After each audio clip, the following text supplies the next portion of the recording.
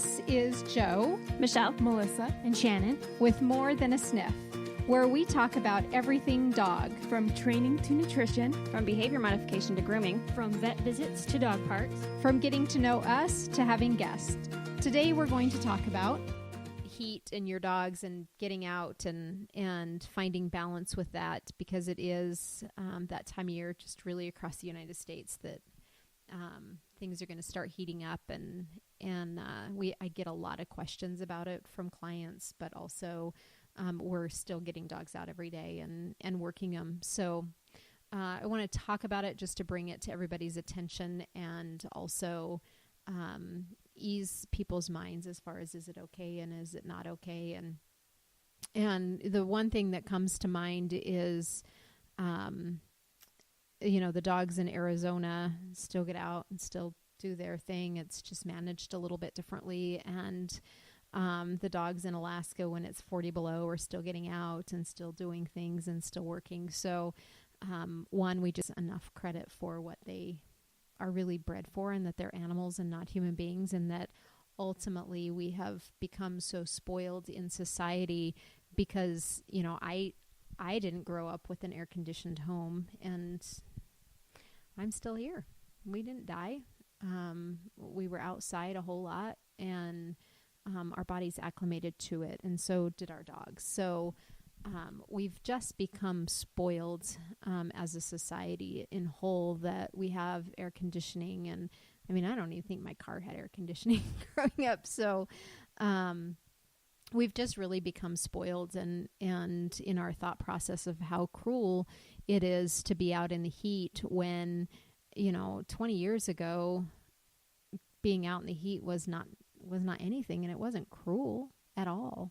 And animals are out, our horses are out, our cows are out, all the farm animals are out, the working dogs are out working still.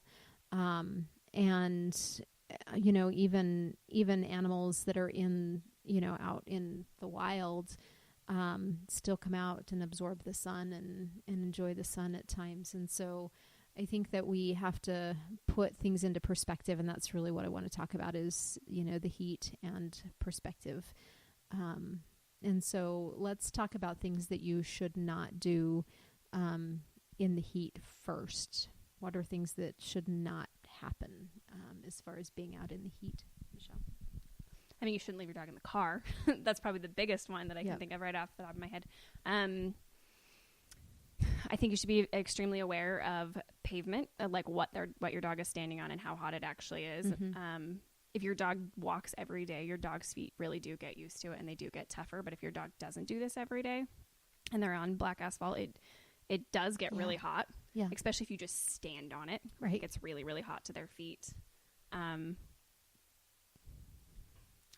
They should have a way to get to shade if they're just sitting in the backyard and have water. Mm-hmm. Yep. Melissa? If you go on like a extended hike in midday and you don't bring water, that's very bad. Okay. Especially for like certain breeds, you need to have water on hand, or Yep. change your hiking times. Yep. But it just takes a little bit of flexibility of when you do what during the day. And I think where you hike too. Oh yeah, for sure. I mean, there's a lot. Shade. Yeah, for sure. Shannon, what about you? I really think just trying not to be extreme. Like if you go on a walk every day at noon for an hour with your dog, it's going to acclimate as the temperature changes. But you're not going to have a dog that you never take on a walk and then wait until it's 90 degrees and then go on a 5-mile hike with it. For sure, that dog is going to suffer. So try to just not be extreme and use your common sense when you go and do activities. I was at a clinic. A veterinarian was speaking, and he was talking about the heat and talking about the types of dogs that end up coming in with heat exhaustion.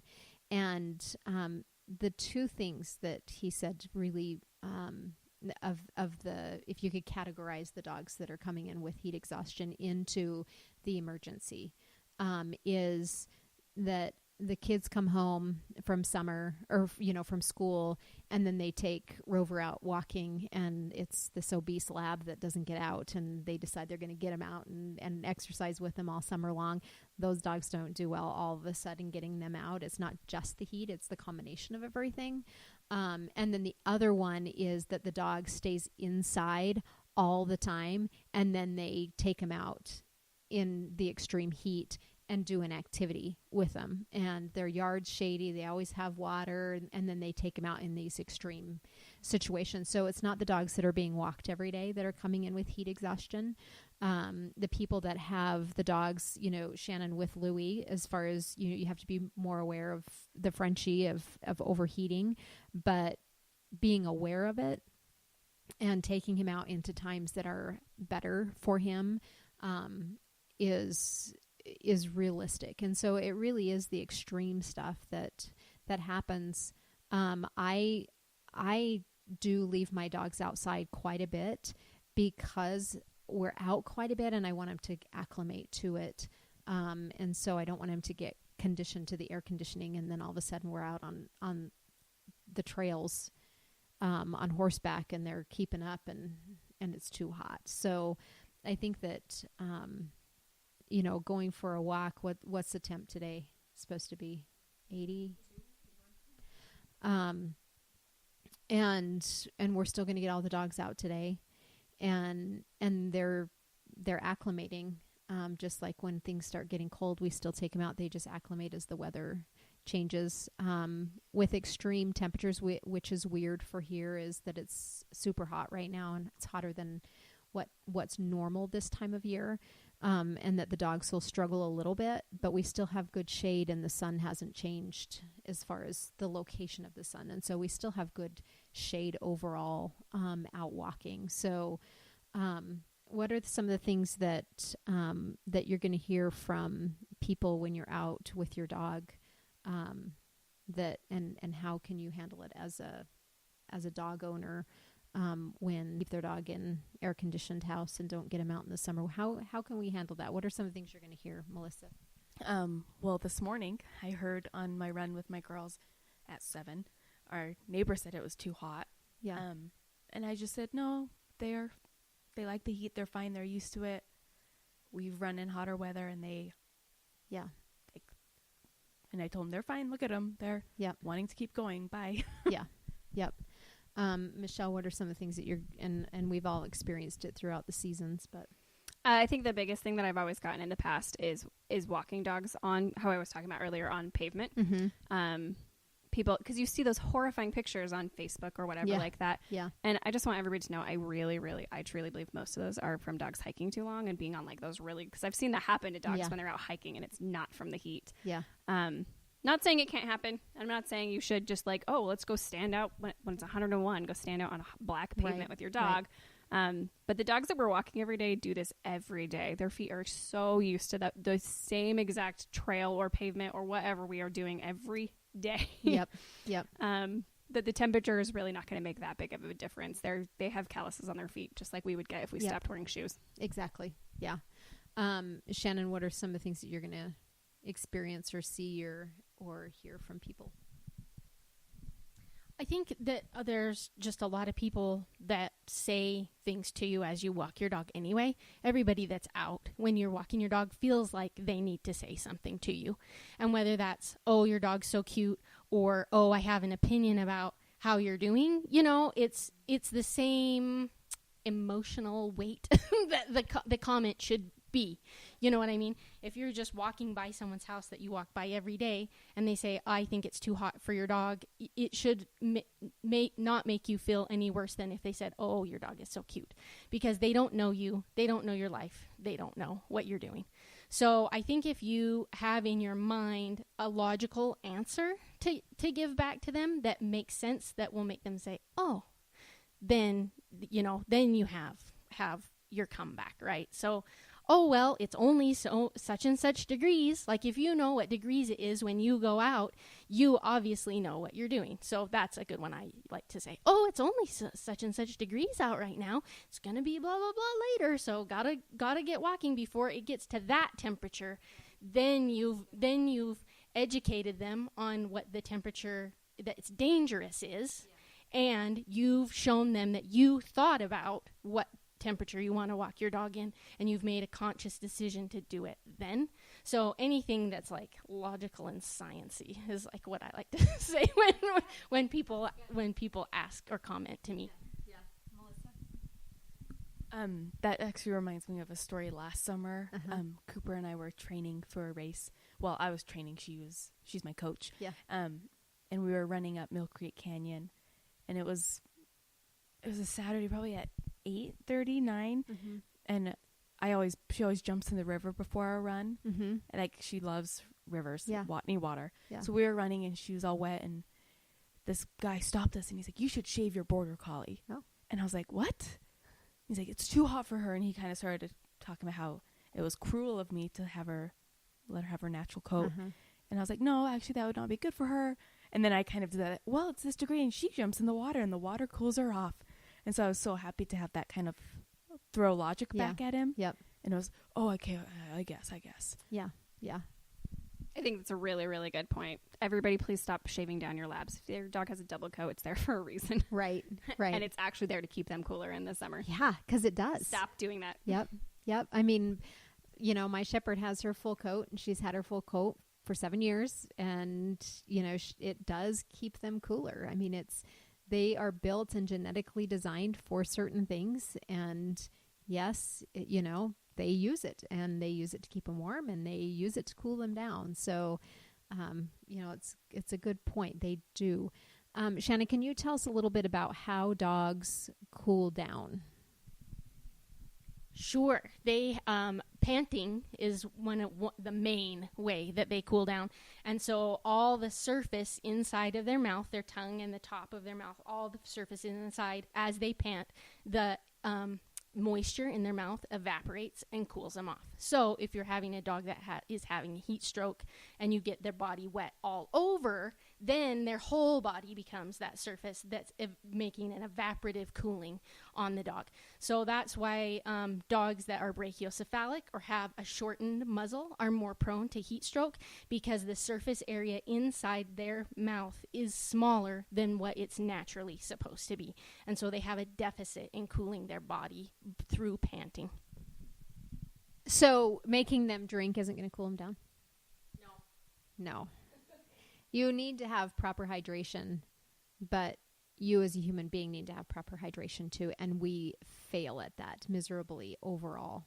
And people get so caught up into getting their dogs drinking, and my dog won't drink, and so I can't take him out because they won't drink, when drinking is not what cools the dog down at all. It keeps them hydrated, and if you're hydrating your dog properly throughout the day, they shouldn't need to drink constantly up on the trail. Yes, you should have water, but that is not how a dog cools down. Getting their body wet, feet, bellies, the critical places, that's what keeps them cool and will cool them down. Melissa? That's a good point. When I first started doing extended runs with Cooper, I felt like I had to bring water for her. And so I would give her water. And I don't like drinking water when I'm running. Yeah. Like, I hate it. And so does Cooper. She pukes. Yep. If she drinks, and then it slows down her running and feel good. Right. So I stop. And people have commented that, but like an hour before our run, I'll give her some ice cubes to chew on. Sure. She plays with those, and she's fine for our runs. Yeah. She's hydrated before. Right. Mid-run, it's bad. Yeah. And even up hiking, yes, you should have it, just like we should have it.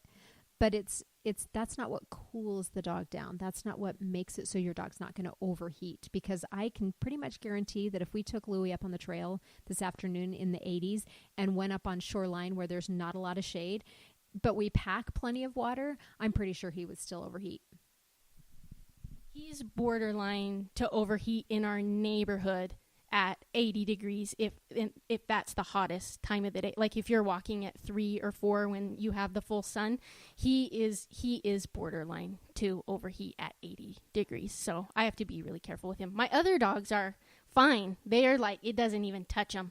You could go hike forever with those other dogs and they're fine. But just a little half hour. Oh, no, no, no, no, no, no.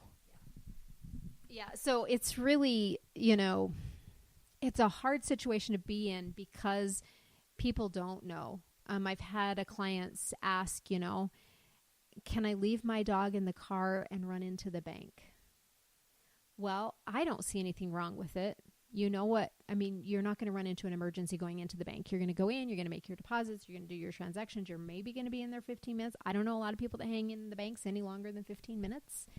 But all of a sudden, you know, somebody else pulls up and they think that you've been in the bank for hours. And then all of a sudden the fire department's called and your car's being broken into and your dog's getting out and you're getting charged with cruelty. And that's where we have to be careful is people's perception and what the cause is going to, you know, what it's going to create with it. It's not that leaving your dog in the car to run into the bank is the problem, even in the middle of the day. But your car's cool. You can run into the bank. You can come back out. And pretty much every time I've done that, my car's still been pretty cool. But it's the perception that nobody knows how long you've been there.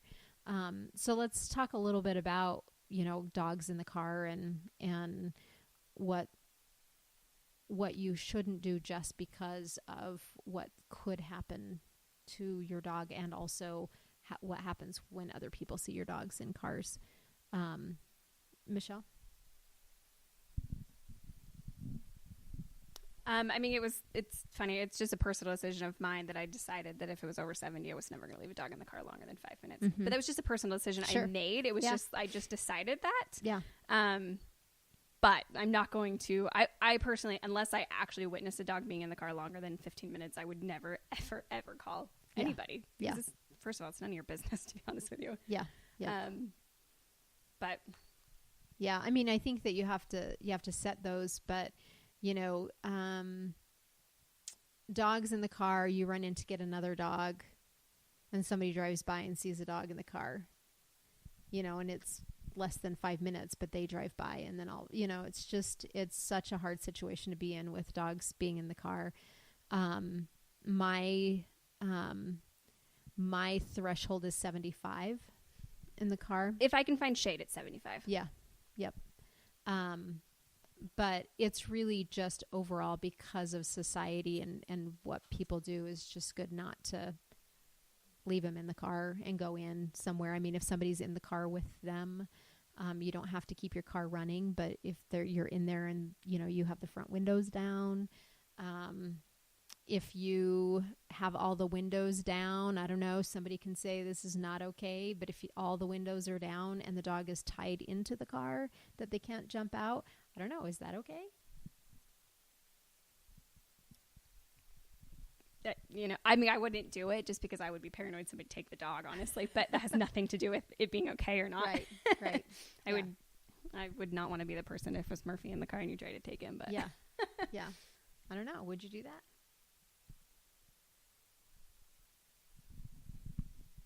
I just don't want to tangle with what other people think about it.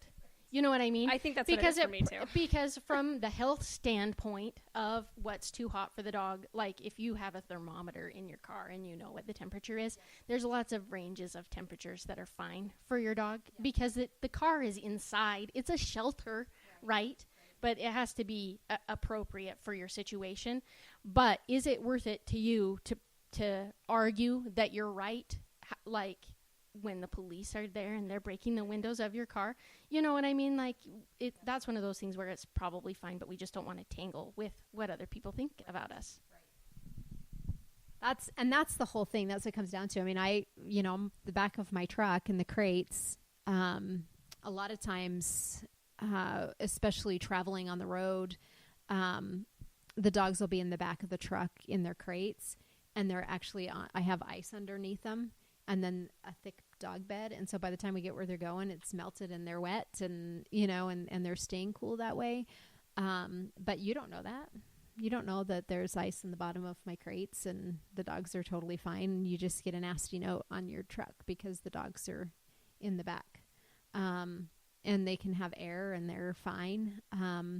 My other truck had a shell on it and I would keep dogs in there year round. Year-round, dogs would stay in there. I had a thermostat back there. I knew exactly what the temperature was. And I would still get nasty notes, but I knew exactly what the temperature was in there. And they would be in crates, and I would open up the back, and, you know, depending upon where I was at. And, but the back of that truck with the shell on it never got over 70 degrees ever. And so, but many times I got nasty notes on the, you know, on my truck. And so, yeah, it's what you have to deal with, and what, you know, what we work in, and what we're doing. You know, sometimes we're picking up dogs and heading out, and you know, we stop and go into a gas station, go to the bathroom and get a drink, and, you know, and I would get that quick. I would get a note on the truck. But I was very aware of what the temperature was, and, you know, what was happening with them. It's a little bit different not having a shell in this truck. I think it's actually more ventilation, and they're totally fine being in the back of the truck in their crates. They're not being locked in a vehicle where there's no air ventilation. And mine will continue to travel that way, no matter what. It's just who and how we acclimate our dogs. But it really comes down to, you know, be aware. Situational awareness is important, and how people perceive things versus, you know, what's really going on and what battle that you're ready to face. No, you should not leave your dog in the car for any length of time. I don't even believe that you should leave your car running with a dog in the car, because if they bump the shifter, if they block, you know, I mean, there's so much that could happen with the car running, with your dog.